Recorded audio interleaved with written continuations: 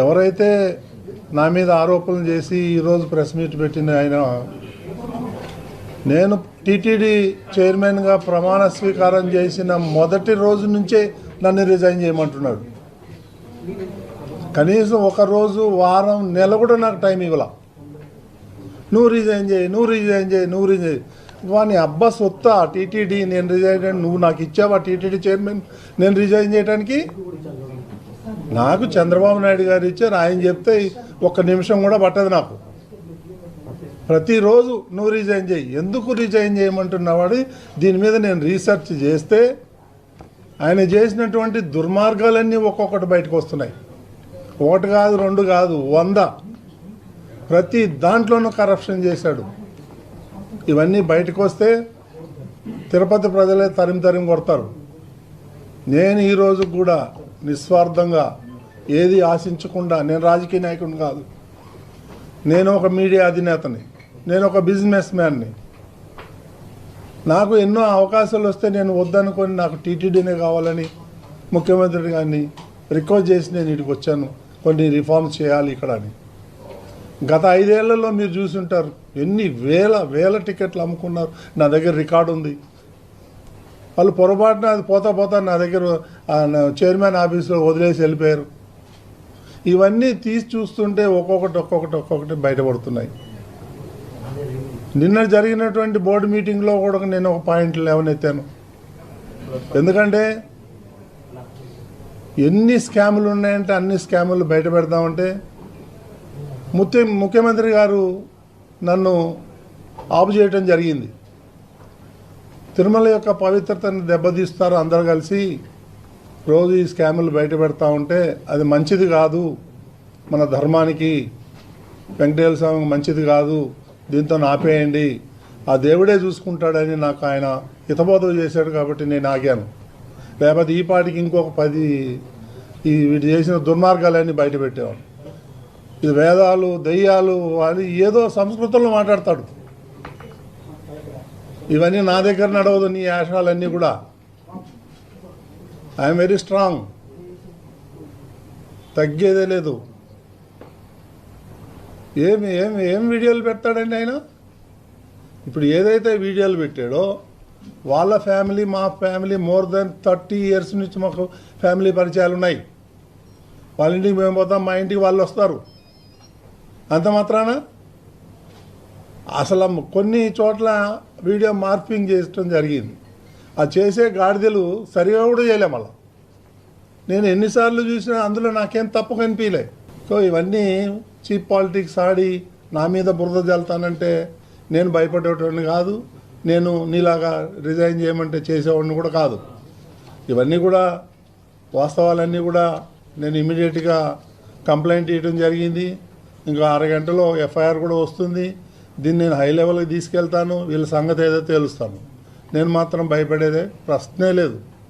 ఎందుకంటే నేను ఏ రోజైతే జగన్మోహన్ రెడ్డిని ప్రశ్నించా, నువ్వు పట్టు వస్త్రాలు తీసుకొచ్చేటప్పుడు సతీ సమేతంగా ఎందుకు రావట్లేదు, దానికి కారణం చెప్పమన్నా.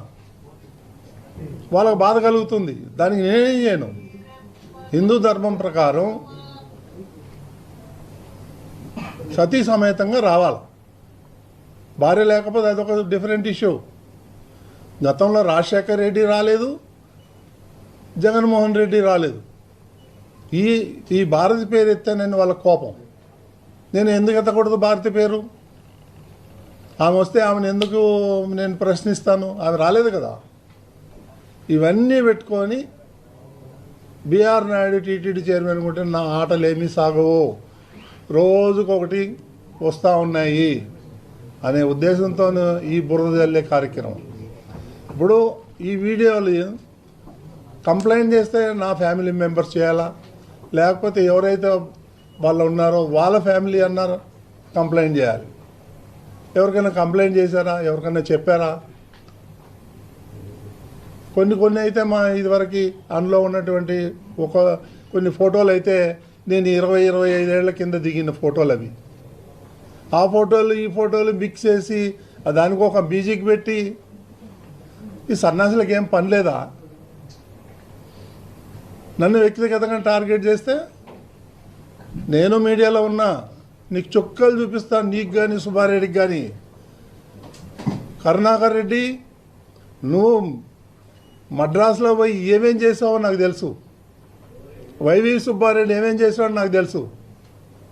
అవన్నీ బయట పెట్టమంటారా? ఇవన్నీ చీప్ పాలిటిక్స్ నా దగ్గర జరగదు, అర్థమైందా?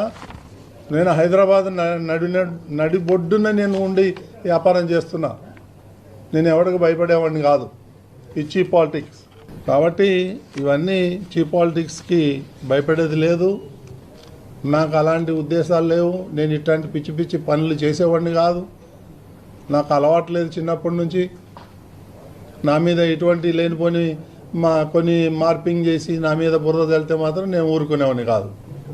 నేను లీగల్గా ఫైట్ చేస్తాను, వాళ్ళ సంగతి చూస్తాను. నేను ఎవరెవరైతే ఈ ఫార్వర్డింగ్ మెసేజ్లు పెడుతున్నారో, ఈరోజు రేపు వన్ మ్యాన్ కమిషన్ వస్తుంది. రేపు ఈ వన్ మ్యాన్ కమిషన్ వస్తుంది, దీన్ని డైవర్ట్ చేయాలి. ఈ దొంగలకి డైవర్షన్ పాలిటిక్స్ బాగా వచ్చు. ఎప్పుడు ఏం చేయాలో, ఎలా చేయాలో, డైవర్ట్ని ఎట్లా చేయాలో అనేది. ఇది ఒక టాపికా? దీనివల్ల ఎవరికి నష్టం? సమాజానికి ఏమన్నా ఉందా? నేనేమన్నా తప్పు పని చేశానా? ఏమున్నాయి ఆ వీడియోలో చూడండి మీరు. అందులో ఏం తప్పు ఉంది? ఫ్యామిలీ ఫ్రెండ్స్ ఉండరా? కలవరా? పోరా? రారా? నాది 20 సంవత్సరాల క్రితం ఉన్నటువంటి ఫోటోలు పెట్టి మార్పింగ్ చేస్తారు. ఇవన్నీ నా దగ్గర నడవదు. నేను చెప్తున్నాను, నేను లీగల్గా ఫైట్ చేస్తాను. దేనికైనా సిద్ధంగా ఉన్నాను. నువ్వేదో బుడబుక్కలు బెదిరింపుకు నువ్వు దిగిపో. ఇది ఒకసారి కాదు, 100 సార్లు చెప్పినావు. నువ్వు దిగమంటే దిగటానికి రాలేదు. నేను ఈ ప్రాంతానికి చెందినోడినే. నువ్వన్న పక్క జిల్లా నుంచి వచ్చినావు. కాబట్టి ఎందుకంటే చెప్పాలంటే చాలా ఉన్నాయి. వాళ్ళ భాగవతం కూడా ఇక నేను ఊరుకునే లేదు. నా దగ్గర కూడా ఇన్వెస్టిగేషన్ జర్నలిజం, నా దగ్గర కూడా సీనియర్ జర్నలిస్టులు ఉన్నారు. ఇలా కథలన్నీ తెలుస్తా నేను. ఈ రోజున హిందూ సమాజం అంతా తలదించుకునేలా ఒక గౌరవమైన పదవిలో ఉంటూ కూడా ఆయన చేసినటువంటి పనులు, ఆయన ప్రవర్తించినటువంటి తీరు ఎప్పుడైతే సోషల్ మీడియా వేదికగా కావచ్చు, మీడియా పరంగా కావచ్చు బయటకు వచ్చి అందరికీ తెలిసిందో, అప్పటి నుంచి ఇంత గౌరవమైన పదవిలో ఉండి ఈయన చేసే పనులు, ఈయన వ్యవహరించే తీరు అనుకుంటూ ఈ రోజున హిందూ సమాజం అంతా తలదించుకునేటువంటి పరిస్థితిలో ఉంది. అటువంటి వ్యక్తి అంత పవిత్రమైన పదవికి అర్హుడు కాదు అని చెప్పి బిఆర్ నాయుడు గారిని ఆ పదవి నుండి, చైర్మన్ పదవి నుండి దించాలి, చైర్మన్ పదవికి రాజీనామా చేయాలి ఆయన తప్పు తెలుసుకుని అని శాంతియుతంగా వైఎస్ఆర్ కాంగ్రెస్ పార్టీ మహిళా కార్యకర్తలు అలాగే మిగతా కార్యకర్తలు అందరూ కూడా శాంతియుతంగా నిరసన తెలియజేస్తూ ఉంటే, వాళ్ళ పైకి దాష్టికంగా చేసినటువంటి దాడి మనందరం కూడా చూసాం. ఇప్పుడున్న అక్క వాళ్ళందరూ కూడా ఇక్కడే ఉన్నారు. వీళ్ళందరినీ కూడా మీద పడి రక్కేసి రక్తం వచ్చేలాగా మొహాల మీద అలాగే కొట్టి దాడులు చేసి, ఇక్కడ ఇంతకీ విషయం ఏమిటంటే బాధితుల్ని తీసుకెళ్లి అరెస్ట్ చేశారు. పోలీసుల కళ్ళ ముందే ఇదంతా జరిగింది. పోలీసులు చూస్తూనే ఉన్నారు జరిగిన దాడినంతా కూడా. కానీ వాళ్ళని కాపాడి బాధితుల్ని తీసుకెళ్లి అరెస్ట్ చేసి మహిళలని కూడా చూడకుండా సాయంత్రం 6 గంటల తర్వాత కూడా వాళ్ళని స్టేషన్లో ఉంచి మీరు ఏం చెప్పాలనుకుంటున్నారు? ఇదా మీరు వ్యవహరించే తీరు? మీకు తెలీదా ఈవినింగ్ 6 తర్వాత లాకప్లో సెల్లో ఉమెన్ని ఉంచకూడదు అన్న విషయం మీకు తెలీదా? అక్కడికి వీళ్ళు చెప్తూనే ఉన్నారు 6 తర్వాత ఉంచకూడదు కాదన్నా, మేము వెళ్తామన్నా, మమ్మల్ని పంపించండి అని అడుగుతుంటే కూడా ఒక్కళ్ళు రెస్పాండ్ అవ్వలేదు. స్టేషన్లో ఒక్కళ్ళు పట్టించుకోలేదు వీళ్ళ బాధని. ఇదా మీరు మహిళలతో వ్యవహరించే తీరు? మళ్ళీ తెల్లారు లేస్తే ఇంత పొడుగు ఉపన్యాసాలు చెప్తారు ఒక్కొక్కళ్ళు. నిజంగా బిఆర్ నాయుడు గారు ఆ పదవి స్వీకరించినప్పటి నుంచి, ఎందుకంటే నాకు ఆయన పేరు వెనకాల ఆ పదవి చెప్పడం కూడా ఇష్టం లేదు, అందుకే చెప్పట్లేదు. ఆ పదవి స్వీకరించినప్పటి నుంచి కూడా జరుగుతున్నటువంటి దారుణాలు మనం చూస్తూనే ఉన్నాం. ఎన్నో గోవులు చనిపోయాయి గోశాల్లో. దానికి ఆయనే బాధ్యులు. కొండపైన ఇష్టం వచ్చినట్టుగా మద్యం దొరుకుతోంది, కొండపైన ఇష్టం వచ్చినట్టుగా మాంసాహారం దొరుకుతోంది, దానికి ఆయనే బాధ్యులు. భక్తులు తొక్కేసిన అట్లా చనిపోతున్నారు, దానికి ఆయనే బాధ్యులు. సరైన కనీసం క్యూ లైన్లో ఉండే వాళ్ళకి మంచినీటి సదుపాయం కూడా లేదు.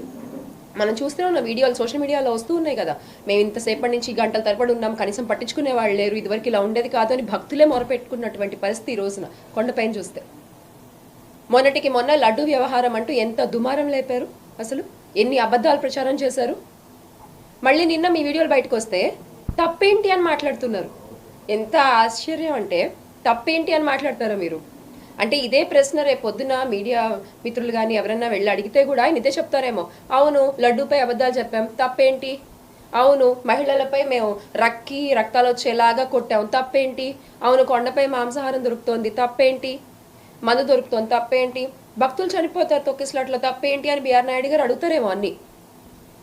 ఇలా కాదు కదండి మీరు సమాధానం చెప్పాల్సింది. మీరు దీనికి నైతికత వ్యవహరించాలి, బాధ్యత తీసుకోవాలి. ఖచ్చితంగా మీరు చేసేటువంటి అన్యాయాలన్నీ కూడా భూమన కరుణాకర్ రెడ్డి గారి ఆధ్వర్యంలో, భూమన అమ్నే గారి ఆధ్వర్యంలో ప్రతిరోజు కూడా మీరు మర్చిపోయినా మీరు చేసినటువంటి తప్పులు ఆ స్వామి వీళ్ళిద్దరి ద్వారా ప్రజలకు తెలియజేసేటువంటి కార్యక్రమం తీసుకున్నారు అని మా అందరికీ ఇప్పటికీ అర్థమైంది, భక్తులందరికీ ఇప్పుడే అర్థమైంది. ఎందుకంటే ఏ రోజైతే మీరు స్వామి ప్రసాదంలో వేలు పెట్టారో అప్పటి నుంచి మీ పతనం మొదలైంది. అది ఏ స్థాయికి మీరు పడిపోతారు అనేది 2029లో చూసుకుందాం. అప్పటి వరకు కూడా ఆ స్వామి ఆశీస్సులు, హిందూ మత పెద్దల ఆశీస్సులు, ప్రజల ఆశీస్సులు అన్నీ కూడా భూమన కరుణాకర్ రెడ్డి గారిపై, భూమన అమ్నే గారిపై ఉంటాయి. ఇలాగే ఇంకా గట్టిగా పోరాటాలు చేస్తూనే ఉంటాం. తిరుపతి వేదికగా మీ తప్పుల్ని ప్రశ్నిస్తూనే ఉంటాము. ఖచ్చితంగా మళ్ళీ జగన్మోహన్ రెడ్డి గారు ముఖ్యమంత్రి అయ్యి అప్పుడు మీ తప్పులకి సరైన శిక్షలు మీకు వేస్తారు అని మరొకసారి మీకు గుర్తు చేస్తూ జోహార్ YSR, make Andhra great again with Jagan అన్న. జై జగన్.